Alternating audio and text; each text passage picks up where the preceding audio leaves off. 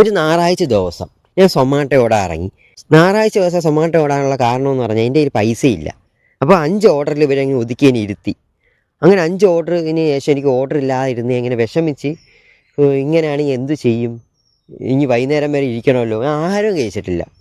അങ്ങനെ ഇരുന്നപ്പോഴേക്കും ഒരു മാമ എൻ്റെ അടുത്തേക്ക് വരുവാണ്. ആ മാമ എൻ്റെ അടുത്ത് ഒരുപാട് കാര്യങ്ങൾ പറഞ്ഞു. ഈ ഒരു മാമൻ്റെ കഥ കേട്ടിട്ട് എൻ്റെ ഒരു ജീവിതം എനിക്ക് ജീവിതമായിട്ടേ തോന്നിയില്ല.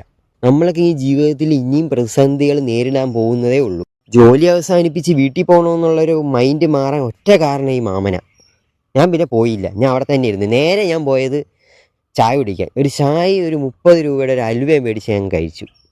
തുടർന്നും എൻ്റെ ഡെലിവറി ജോലി ഞാൻ മുന്നോട്ട് കൊണ്ടുപോയി. ശരിക്കും നമ്മൾ ഇങ്ങനെയുള്ളവർക്കാണ് പൈസ കൊടുക്കേണ്ടത്.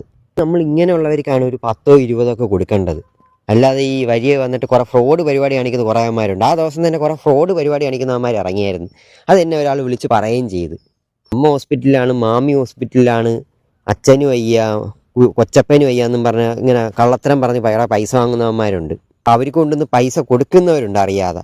അപ്പോൾ അവരൊരു ശ്രദ്ധയ്ക്കും വേണ്ടിയാണ് ഞാൻ ഈ ഒരു കാര്യം പറയുന്നത്. ഇങ്ങനെയുള്ളവർക്കാണ് കൊടുക്കേണ്ടത്, അല്ലാതെ ഫ്രോഡ് പരിപാടി കാണിക്കുന്നവർക്കല്ല കൊടുക്കേണ്ടത്. ശരിക്കും ആ മാമൻ്റെ അടുത്തേക്ക് വന്നതെന്ന് പറഞ്ഞാൽ മാമന് വിശന്നിട്ട് വയ്യായിരുന്നു. ഒരു ചായ കുടിക്കാൻ 20 രൂപ പുള്ളിക്ക് മതിയായിരുന്നു. അതിന് വേണ്ടിയാണ് എൻ്റെ അടുത്തേക്ക് വന്നത്.